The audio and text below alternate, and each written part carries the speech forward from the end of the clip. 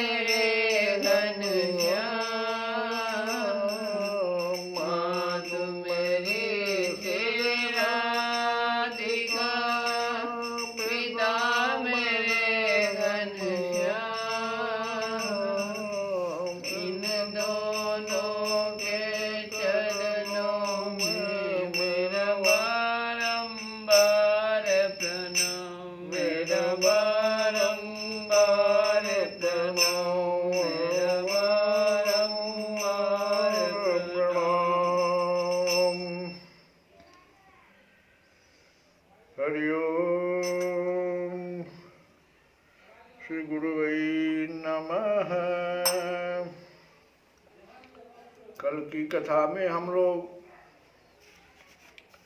चित्त निरोध करने के बाद ही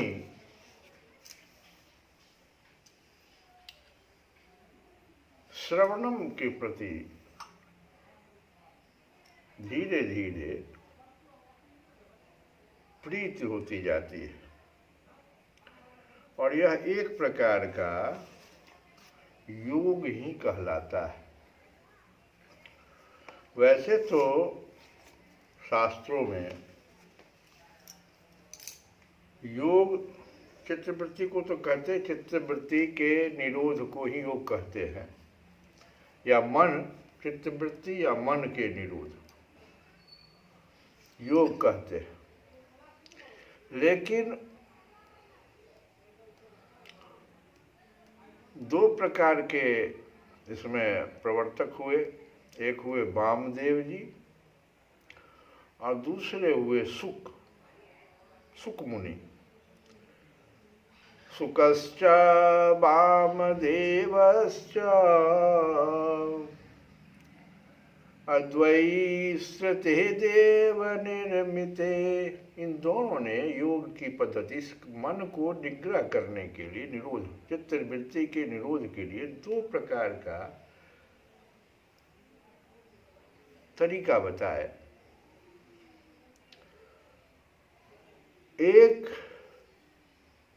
तरीका, एक प्रवर्तक कहो वामदेव जी हैं, वामदेव मुनि। इन्होंने हठ योग करने का तरीका बताया। हठ योग के द्वारा आप चित्तवृत्ति के निरोध को प्राप्त कर सकते हैं। दूसरे जो मुनि हुए वो सुक मुनि, और उन्होंने राजयोग शब्द का प्रयोग किया। हठ योग में अब जैसे सुकश्च वामदेवश्च द्वैश्रते देव निर्मते, दो प्रकार की श्रुति आई दोनों से।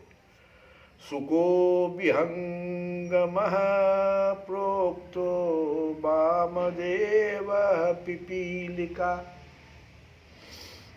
बराहोपनिषद में यह आया है कि हठ योग में प्राणायाम प्रक्रिया द्वारा प्राण के स्पंदन को, जो हम प्राण वायु लेते हैं और छोड़ते हैं, तो इसका अवरोध कर जो गति होनी चाहिए उसको धीरे धीरे घटाते हुए, निग्रह करते हुए, यहाँ पर मन को भी, माने क्योंकि प्राण वायु का हम निग्रह करेंगे तो मन भी उसमें धीरे धीरे शांत होगा, निग्रह होगा। मन जो बहुत तेज चल रहा है, इसका बड़ा बढ़िया उदाहरण दिया इन्होंने कि जैसे काम क्रोध ये सब जो आता है मन की, जो ये मन के ही इंद्रियों के द्वारा है, तो ये सब जो उत्पन्न हो जाता है, तो आप देखिएगा कि उस समय में हमारा वायु का श्वास की गति बहुत तेज हो जाता है, काम क्रोध इत्यादि के समय में।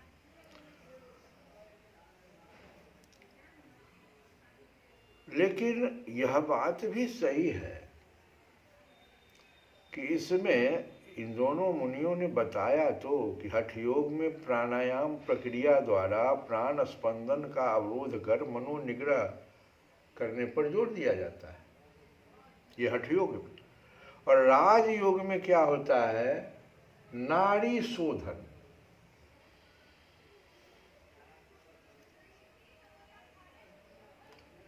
तो नाड़ी शोधन था प्राणायाम के झंझट से बिल्कुल अलग। उसमें हुआ नाड़ी शोधन और प्राणायाम हठ योग में, यम नियम आसन प्राणायाम।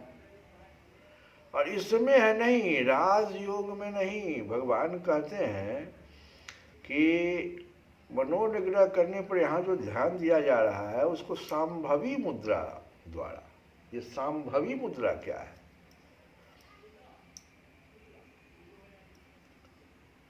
तो इसमें कहते हैं कि यथा सिंहो गजो व्याघ्रो, जिस प्रकार से सिंह, हाथी, बाघ धीरे धीरे काबू में आता है, उसी तरह से इसके द्वारा धीरे धीरे मन को, अभ्यास के द्वारा मन को भगवान में लगा करके, और इसका बड़ा सुंदर उदाहरण गीता में भगवान जो है कहते हैं, जब अर्जुन पूछता है भगवान से कि हे मधुसूदन, आप ये मन मेरा बड़ा चंचल है और हम साधारण पुरुष हैं, तो इसकी चंचलता को हम,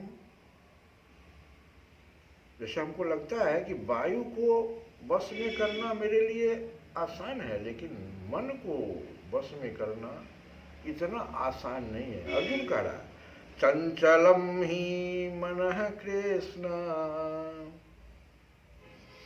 प्रमाथि बलवदृढ़म्, चंचलम ही मनः कृष्ण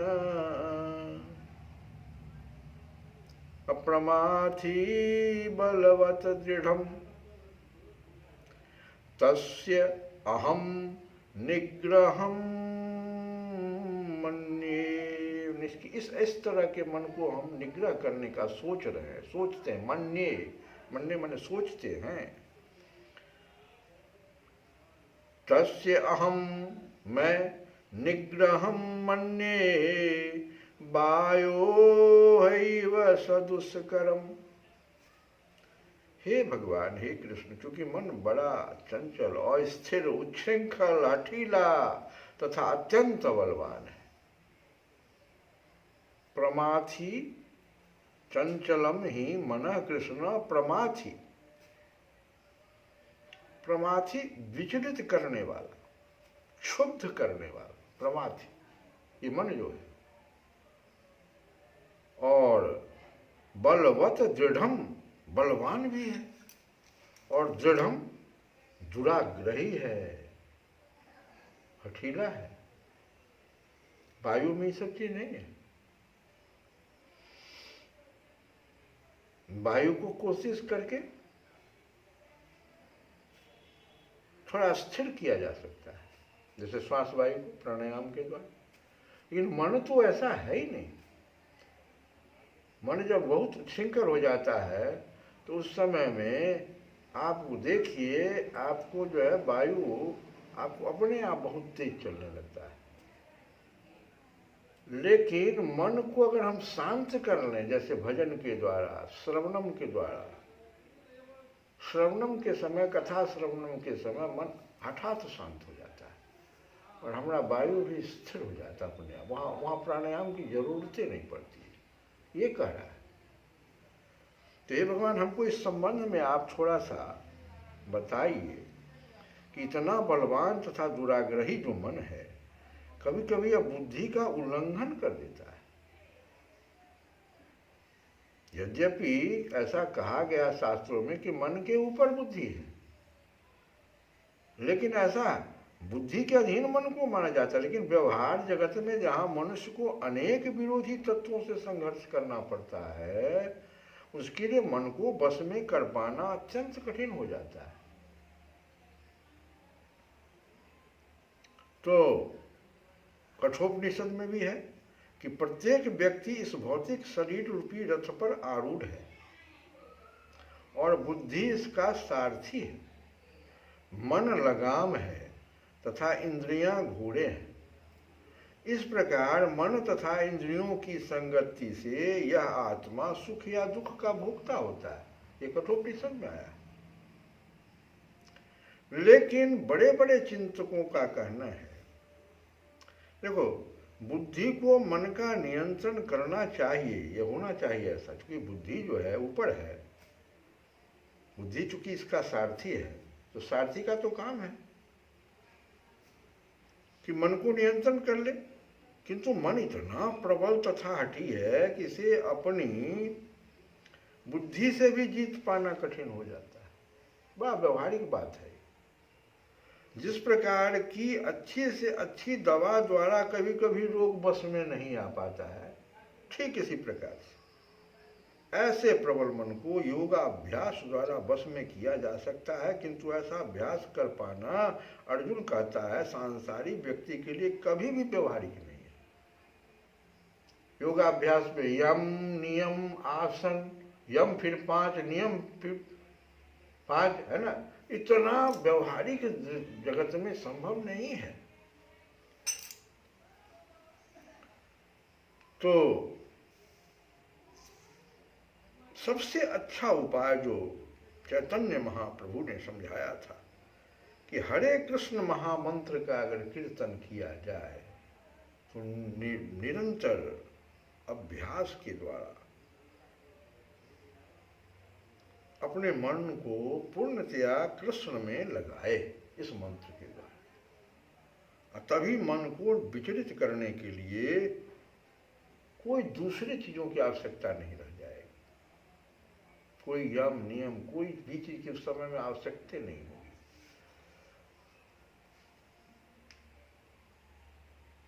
तो भगवान कहते हैं कि असंशयम महाबाहो मनः दुर्निग्रहं चलम, मनः दुर्निग्रहं चलम अभ्यासेन तु कौन्तेय वैराग्येन च गृह्यते। भगवान श्री कृष्ण ने कहा कि हे माँ बाहो कुंती पुत्र, निसंदेह चंचल मन को बस में करना अत्यंत कठिन है, किंतु उपयुक्त अभ्यास के द्वारा, उपयुक्त शब्द लगा दिया, उपयुक्त अभ्यास के द्वारा तथा विरक्ति द्वारा ऐसा संभव है।